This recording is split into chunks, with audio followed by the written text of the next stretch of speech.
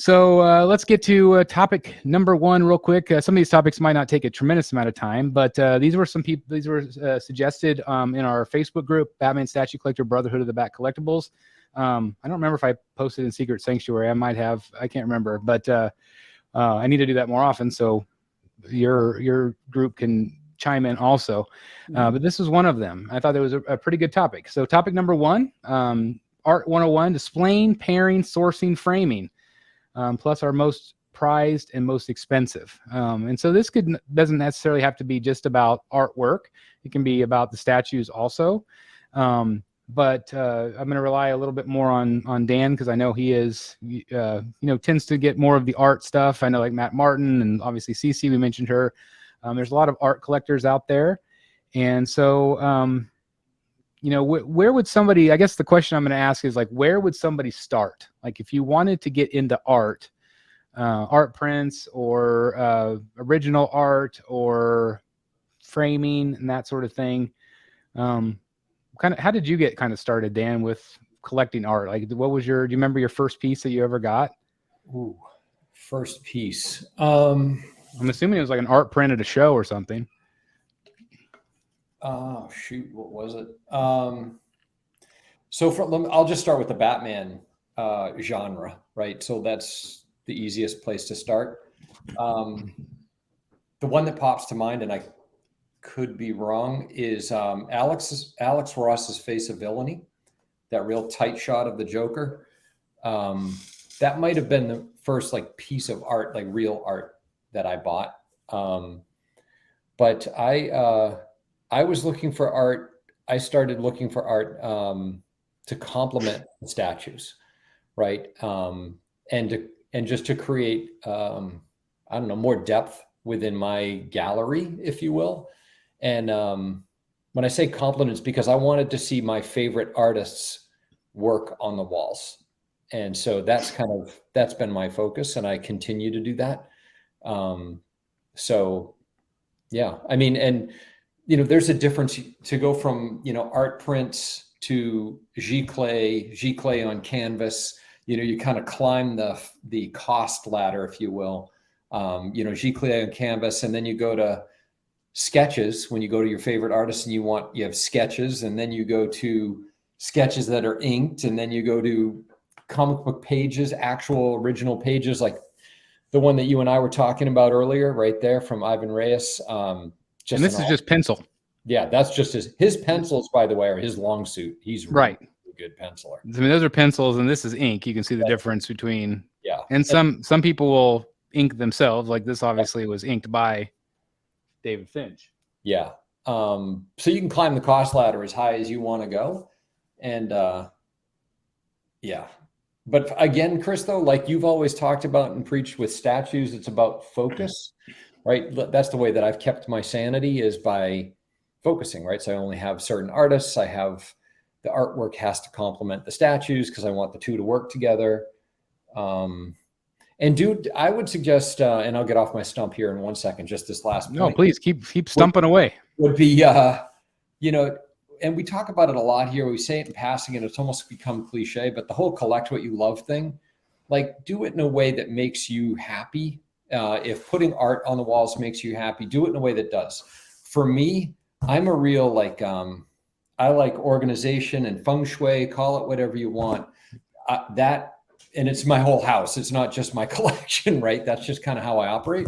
So I found a way that not only am I looking for artwork that complements the statues, but I found a framing aesthetic that I really like.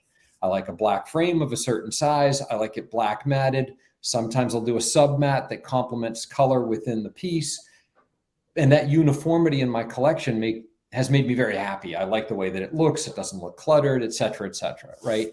But do it in a way that makes you happy, and do it consistently. And you won't be at odds with yourself all the time about, should I do this? Should I do that?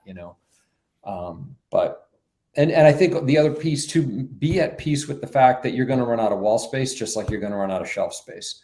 Right. So you have to make peace with that. And so I have a couple of portfolios. I'm sure people like Cece probably has 5 portfolios full of artwork at least. But I have my portfolios I have one that it's full now. I have to get a second one that I keep my work that I don't want to part with, that I want to hold on to, that I might swap out sometime. But just because it's flat space doesn't mean you're not going to run out of it. You're going to run out of it maybe easier than you do shelf space. Well, just like you have to do with statues, a lot of times I feel like statues could get really cluttered and get like just it looks like it just looks bad in some cases. I feel like if you're just everything's on top of each other, and you could get the same way with art. If you just you kind of we've talked for years about how we have a very similar aesthetic, the way we like things to be.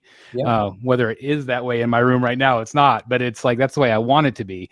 And I'm very nervous about the art part of it because I don't know how I can't do that. I'm not good at that. I know what I want, but I just can't get it to go.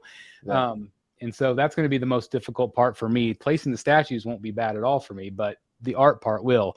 And but you have to be careful because you can get it. It could look very cluttered as well, depending on how you display the art on the wall.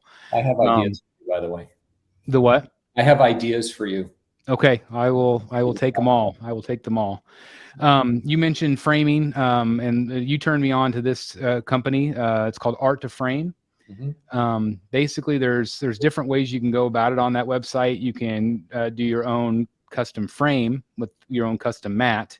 They also laser engrave, which is awesome. That's what I've done on a couple of mine as well. And then you can also do just custom mats. So if you already have the frames, you can do that. The laser engraving, though, it has to be at least 2 inches for it to work on their site. So depending on your frame size, you might not be able to do that. I've been playing because I need to buy like 5 or 6 11 by 17s for all the stuff I just bought. But it's really great because you can customize, and there's other sites as well. But how did you first hear about them? Oh, they're nearby, aren't they? I heard about them from Eric, actually. Oh, that's right. He's nearby Eric. Yeah, they're in the Bronx. Their stuff is all made there in New York. They have their own factory. They do a great job, and there's a couple of things that lend themselves to our hobby about their frames. The frames are wood. They're a pressed wood. They're a manufactured wood, but they're well done. It's not cheap junk by any stretch. They're well wrapped. They're really nice, but they're lightweight. You can get whatever quality of plexi you want, but altogether the package that you get is a very lightweight quality package. And I suggest to folks all the time, I hang all my artwork with command strips, except for the Alex Ross canvases because they're extremely heavy and big. But 90% of my artwork I hang with command strips, 16-pound command strips. And it just lends itself to being able to swap the art out pretty easily if you want to, move it around pretty easily if you want to. And just makes it a lot more convenient than banging tons of holes in the wall and, hanging with wire. And that's just brutal. Yeah, it's not fun. No. You mentioned Alex Ross. Obviously, if somebody wants to get into the more deluxe stuff, whether it's not just prints and things, you can get canvas. You can get different materials, like you mentioned. I always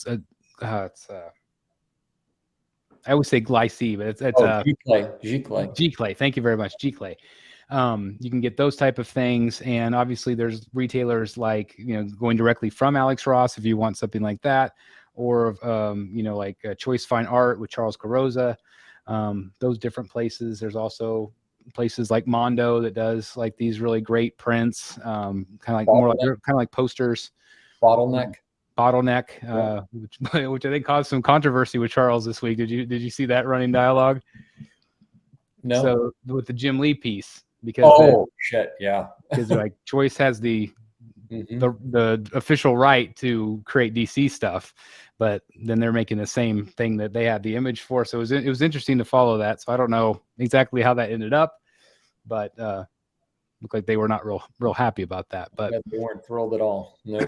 No. When it comes to Alex Ross, I would caution people, or any artwork really, if you're looking on eBay, be extremely careful. There's a lot of counterfeits out there, guys. A lot. Yeah. So go with your reputable. I mean, the people I bought from is Charles and Alex himself. So I feel pretty confident that those were the real deals. But if there are there are reprints and copies, and some people don't care. Some people don't care if it's a reprint or a copy. It's just, if, you know, the cheaper the better. And that's, you know, it is what it is. You could do the same thing with statues or anything. You can get, you know, bootleg or bottleneck, or not bottleneck, what's the word I'm looking for? Copies or whatever. But it is what it is. Counterfeits, yeah. Counterfeit. Thank you. Counterfeit. But yeah, be careful about that out there. And it's not just, you know, art on the wall. Like, you know, I know this guy right here, he collects a lot of like golden age comics. Do you display any of yours, or are they all just packed away? Have you, or if not, have you ever thought about adding them to kind of complement your statues? I've tried it a few times and I've never really liked the way it looked. So no, I don't display comics with my statues. I tend to go kind of on the cheap with my artwork. A lot of it is art prints. The two pieces you see over here, those are nourishments of comic books that I own. So there's that. I think I mentioned before, I like to do black and white prints behind my statues because it makes the statues stand out more. So you'll see that the one behind me, that's kind of a Metropolis art print. That was the background from my X-Men when I had them on that shelf. So it was more appropriate then than it is now. But I also have pretty shallow shelving. So I don't like to have frames that stick out from the wall. So very often I just get these posters that stick to the wall. Oh, yeah. And they're very affordable. So like up there where I have Ivy and Huntress and Zatanna, that's a Joker playing card print behind them. That's awesome. So, and then of course I've got Spock behind Spock. So they're not framed, they're just stuck. The same thing with that desert scene behind Grogu. I used to have the Mandalorian there. That's why I had the desert scene. Those just stick to the wall. They're not framed at all. And then I have a few things framed. I've got a Galactus print from Sideshow, which I bought when I bought the Silver Surfer, and I no longer own the Silver Surfer, but I still have the Galactus print. And then I have a Alex Ross. It's not a limited. It's just like a poster of the Justice League. Nice. And then I love this. Not sure if I can show it or not here. Andy Park, Black Widow there. Oh yeah. Oh yeah. Yeah, I love that. So I had him sign that at I think WonderCon one year. So yeah, I go on the cheap, but it's pretty attractive stuff. But I kind of have to redo everything because I've got Alex Ross JLA behind Marvel characters right now, and I got to change things up a little bit. But I don't put a lot of money into artwork. I have bought a few original art pieces over the years. I've sold most of them. The one I shouldn't have sold, and I told the group we met with in San Diego. Yeah. There's a 2-page Norm Brayfogle Batman piece, 2-page spread of the Joker in an old jalopy convertible with Batman swooping down to kick him in the head from an issue of Detective Comics. And I bought that directly. I actually found a phone number from Norm Brayfogle like 25 years ago and called him directly and said, I need the day that I picked up that comic from my comic shop. I said, I need that 2-page spread. And he sold it to me for $250. That's awesome. Oh my God. That's awesome. It was a long time ago. But a year or two later, my local comic shop had a Golden Age book I really needed. So I traded it for that book. So yeah, I take a different approach. It's mostly more affordable stuff, but I try to make it match the statues and accentuate the statues as much as possible. Well, and that's another thing about getting into art is that I think a lot of us, we've preached that if you have a focus or try to have a focus in your collection of some sort, whether it's Batman or movie characters or whatever it is, to try to narrow your focus a little bit, just to relieve some stress. But then you add the art component on top of it. That's a whole nother can of worms. Right. Like Dan said at the beginning of this, it's like the whole point of the art to me is that it complements the statues, because that's, I mean, I think primarily we're statue collectors. Yeah. And then you add the art to complement it. However, sometimes, the CGCs could start taking over, or the original art could start taking over. And so that's my only thing, is that I am somebody that usually jumps off the deep end really deep, real fast. Mhm. And so just be careful, kind of reel yourself in at times. That's helpful. There are and people, I see displays sometimes where people will have like a brick facade on their walls, and I think that looks fantastic with no artwork at all. Statues really pop in front of that. And then just the other day, I saw a collector who had purple walls, and all the statues in front of it looked fantastic. Wow. With no artwork at all. So you can do other things to really make your statues pop. Absolutely. And sometimes I feel like, and that's what I worry about with my new space, is I worry sometimes will the art or will the statues get lost, in the background, or and so I want them to be front and center. And so I do worry about that sometimes. But like you said, just a simple color wall or a gray wall or a brick wall or something like that, or even even if Dan had his wall back there with nothing on it, like that's still visually interesting with the shiplap. Looks great. It really does. But basically when it comes to, just kind of when it comes to pairing, like Dan said earlier, display what you love, collect what you love. If it speaks to you, then by all means get it. It doesn't have to be super expensive. It can be simply something you buy it. Walmart has posters that are like the Batman posters, the Superman posters, or whatever. You can do that. You can get very affordable art prints. This was, if I remember, I think this was $20, to get Clayman's signature and art print. And spend another $10 to get this framed up. You can do it pretty affordable. They're out to get somebody. They're coming to take me away. Yep, about time. I didn't do it. So hopefully that helps a little bit. Anything else you guys want to add about displaying? I think we mentioned some websites. If you're wanting to get into the original art, basically like the big name comic stores that represent a lot of the artists that you see at the Comic Cons, like Comic Sketch Art, some of those type of places, you can get a hold of those people, and they are like handlers for the artists. And if you want to do commissions, that's a great way to do it. You can also just go up to the table at conventions and ask. Sometimes they're able to do that, but the bigger names, they have a list ahead of time, and a lot of times they close that list pretty early. So you want to get on the list early if you're interested. And that's what I did with David Finch. I got on his commission list maybe 3 months ago or so. And so there's also regular auctions from Heritage, Comic Link, Comic Connect, and they have original art. They've got, the kind of sketches you're talking about. And that's kind of nice because, you're bidding against other people. So you're paying market value. Whereas when you buy a piece at a convention, I mean, from the artist, you're going to get a fair deal, you would assume. But if you're buying original art from a dealer at a convention, it could be very inflated prices. So auction is always a good option. Bad Protocol says a lot of the artists sell directly from their stores. That's true. So you can go to Jason Fabok's website or David Finch or some artists are really good about updating them. Some are like really old and they don't have anything on there. So just go and check, do your research, do your homework. I've definitely had some growing pains in terms of, getting into that commission world, that original art world. I also talked to a collector when I was hanging out with Charles at San Diego. There was a collector there. And he's been dealing with original art for years, for decades. And he told me that the number one thing is to know who you're dealing with, know which companies are legit. Just like Dan said earlier, when we talked about canvases, like go to the ones that you can trust. He said that there's a lot of booths at even San Diego Comic-Con that deal in copies that are fakes. And so he just said you have to know who you're dealing with, who are the reputable ones.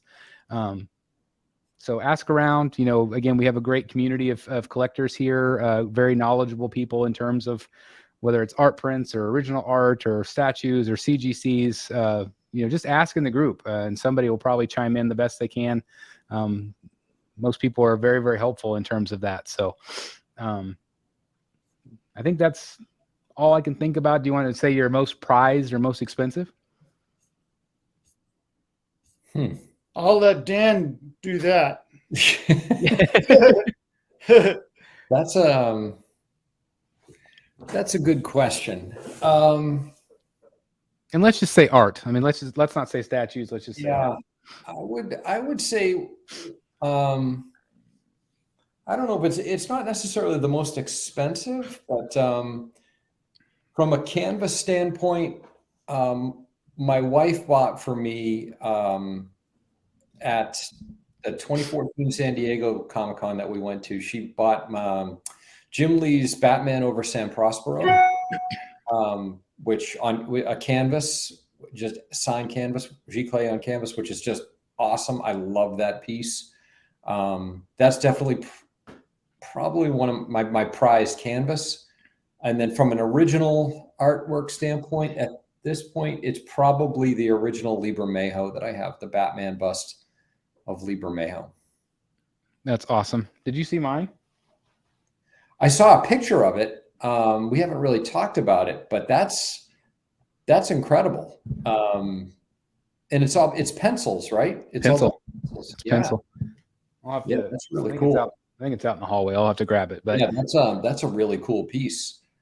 I told Bermejo, because I asked him if it was his, I wanted to make sure it was legit, and it was. But I said, this is going to hold me over until I can get an actual one from you. And he said, absolutely. So I thought that was really cool. You don't see them come up very often. You do not. At all. Yeah. So I'm going to try to keep that relationship going as much as I can. So, and he was so cool to talk to. But I would say like my most expensive is obviously this. Way expensive. I think probably, I don't know. I probably have to say, at least right now, it's probably my Finch is probably the favorite art that's a commission.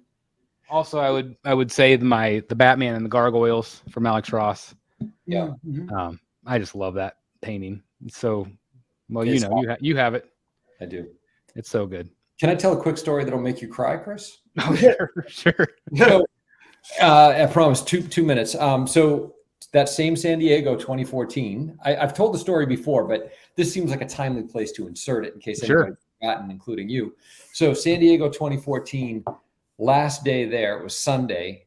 I'm flipping through a bunch of CGCs. I bumped into, and I don't know what page number it is, but Detective 27, a page CGC'd from Detective 27. And it was the, Martha and Thomas Wayne. I don't even, but it was a significant page. Yeah. It was their death. Yeah. And it was $850. Oh my God. And my wife was begging me to buy it. She goes, if you want it, buy it. Because I had it, I really wanted it. And I just could not wrap my head around paying $850 for a page. Yeah. And that's what it was, $850. And I put it back down. It was like when the con first opened, so it was probably noontime or whatever it was when they opened. And I was kept going back and forth for like hours, and it was getting now toward the end of the day. And I went back just to look at it again, and I thought I might just flip over to buying this, and it was gone. No. Yeah, I got a million of those stories. I bet you do. Oh, I can't even imagine how many times you've thought of that. Usually it's, oh, I really shouldn't have sold that book. Yeah. Those are my stories. Yeah. Well, and that's the thing about this book. I first contacted Jeff because I'm like, is this stupid? Is this a stupid purchase? When I saw that you bought that, that's the first thing that crossed my mind was, I hope to God you called Jeff. I did. Yeah. Yeah, just because I wasn't sure, and I found one that was like $2,000 cheaper. Yep. But it was not as good of color of a page. Like it was a darker color page and had a big piece of tape on it. And the bottom right corner was missing. Yeah, I was like, the corner was missing off the corner. Yeah. And I don't know. I just kept going back and forth with this one, and I actually was able to buy this one outside of eBay, so that saved him the fees and it saved me the tax, Right. Which was great. He gave me his Instagram. But it was originally on eBay. I just kept going back and forth, and I feel like it was not necessarily your enabling, but your encouragement to say it is not stupid. It is an investment. Yeah. It's not going to go down in value. It's it's a key. It's an iconic. Even though it's just a page, it's still Yeah, a massive page. sure. Are those pages, are they in the census? Yeah. They are, huh? Well, yeah. So if you look up Batman #1 and it starts at whatever the highest grade for Batman 1 is, probably a 9.4. Yeah, Go all the way down past 0.5, you'll get to where they list all the pages. they do. Okay, so you could see, Chris, how many other page 2/3s they Yeah. have on the census. Yeah, we talked about that when we were discussing Oh, it. you did? Yeah, Yeah. Yeah. And I don't think there's a ton. probably not. No. In fact, the one that he was thinking about, the one he did not buy, was actually in GP analysis. So we were able to see what that sold for last year Oh, wow. Okay, got versus what the guy was asking for it now. So Gotcha. got a good idea what the value is. Good. And it's just one of those things where, like I said in my video, it's like I don't know how long I'll have it. I mean, I'm hoping I have it for a long time. It'd be really cool to be able to, pass this down because it's just so awesome. But I had to do it. I think that's a good one. Yeah. And first appearance of the Joker, first printed image of him. So, Yep. 1940. It's pretty awesome. Awesome. Okay. Let's see. Did we talk about did you want to pass on the most expensive favorite art? Or I guess because, how about why don't you say your favorite CGC that you have? That's still art. Favorite CGC. Yeah. I'm hoping it's one of your World War II covers. All right, I'll show you. I might have shown you this before, but give me 1 second. Sure. So this is the highest graded copy on the planet. That's pretty awesome to say. That's already impressive. Highest grade copy on the planet. Because it's an old book. Yeah. And it is Batman. Oh, even and it is better. World War II. All right, so this is Batman number 18, 9.4, with white pages. It's got Hitler, Hirohito, and Mussolini on the cover, and Batman and Robin are lighting firecrackers underneath their feet. That's just I unreal. love that yellow. How does a book that old have white pages? That almost seems impossible. Well, the amazing thing is that it's not part of a pedigree collection. Usually, for that kind of page quality, it's part of a pedigree collection. And, like the Mile High collection, if you haven't heard from it, that's Denver. Yeah. So Denver, Mile High City, has the perfect climate to protect paper products. So most of the books from that collection have white pages. This isn't a pedigree copy from any collection, so it's surprising that this one is as nice as it is. I really enjoyed hearing that story from you at San Diego, by the way. That was really interesting.